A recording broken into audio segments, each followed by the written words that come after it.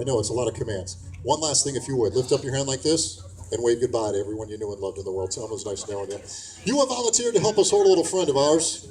Oh boy, a little friend that gets heavier every time we pick him up. That's why we need some help from you guys. Oh boy. All right, everybody, arms out in front of you. Lots of snake for all.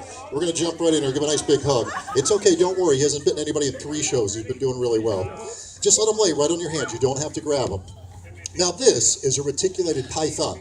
Grows to be one of the largest species of snake on the planet. The girls, which get even bigger, can hit almost 30 feet. Get about this big around, weighing over 300 pounds. Huge. And now whenever we see snakes, always sticking their tongues out. Anybody know what they're doing? Smelling or tasting the air. They have no external ear. They can't hear anything. Don't see particularly well. That's why they're always using that tongue. Now you're probably wondering, why doesn't the snake bite any of the volunteers?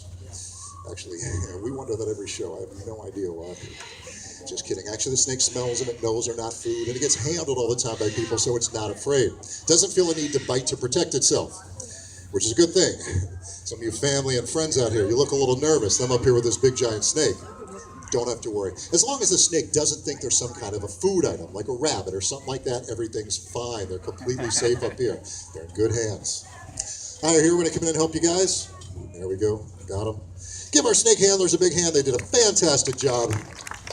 Yes, indeed. You guys can go down if you want. Just go nice and slow. Watch your step one at a time. All right. I'll give you guys a chance to get down there. Now, the snake that we just looked at, that's what's known as a constrictor. Meaning, well, they bite their prey, wrap their body around, and squeeze the animal till it can't breathe anymore. But not all snakes are capable of doing this. Now, some, but they rely on what's known as venom to help them capture their prey. It's probably why a lot of people are fearful of snakes, right? You imagine you're going to meet one. It's going to be deadly. It's going to crawl up, bite you. You're going to die. Probably not the case at all. You see, only about 1 out of every 7 snake species on this planet have venom. And of those 1 of 7 that aren't, not that many, even if they bit you, could kill you.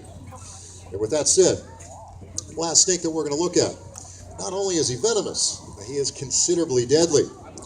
Now, when I first bring him out, I'd say he might look like any other kind of snake you'll see. I'm going to try and get him to do something rather characteristic of this particular type of snake. And then we probably recognize right away what it is. So what we're looking for, you see that beautiful hood start to flare. This is an albino monocle cobra. So he spreads out hood as a warning, a threat. Hopes by appearing much larger that I leave him alone. Except I'm not too smart sitting here messing around with him. So the purpose of the hood, he spreads it out, so all of a sudden he appears much larger. Potential predators like, hey, what just happened?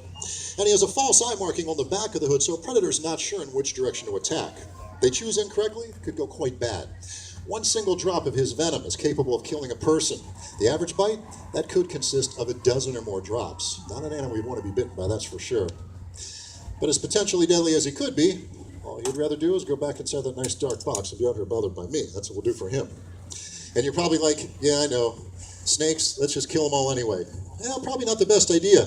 Just for the sheer fact they eat rodents. Rodents carry disease, eat our food crops. They eat the rodents. You don't have to run up and give a big hug. Just let them do that job in peace.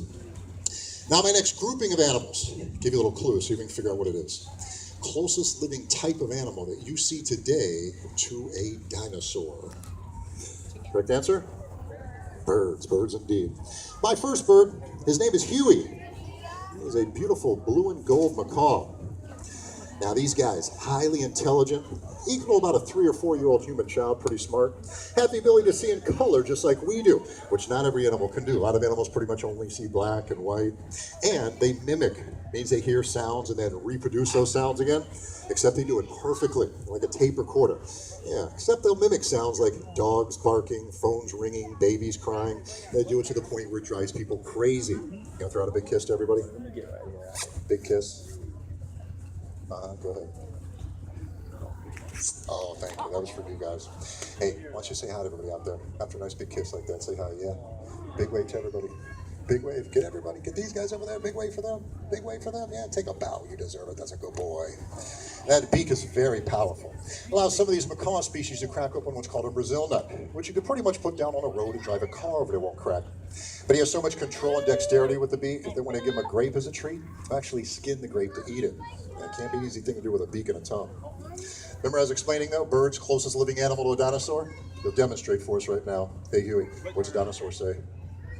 Ah, that was a big dinosaur, too. That was a T-Rex.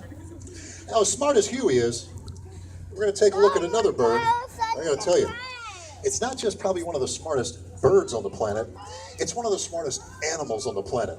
Now, we'll forewarn everyone, we're working out some issues with this next bird because he has learned that there were some treats backstage, and it was much easier to go get the treats backstage than to try and come out here and do what he's going to do. So he's going back here to play some games. I apologize for having you guys work through it, but it is something that we just have to do with him. Choking him.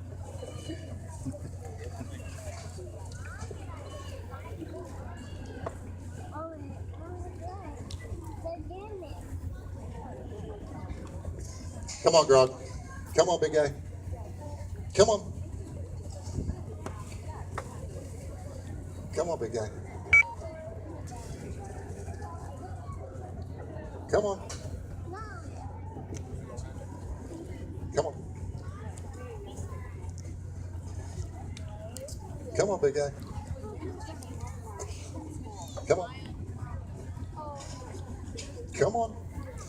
Yeah, we're once again working through these issues because he has learned that there's lots of good treats inside. No, we're not going in there yet. Come on out here. There you go.